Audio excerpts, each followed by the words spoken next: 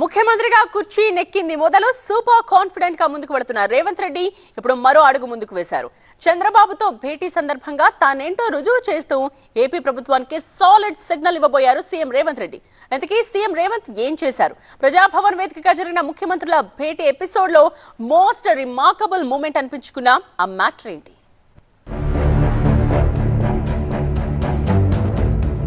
బ్రహ్మణి భూముల్లో మా వాటా మాకిస్తారా? టీటీడీలో ఉమ్మడి భాగస్వామ్యం మాటేంటి?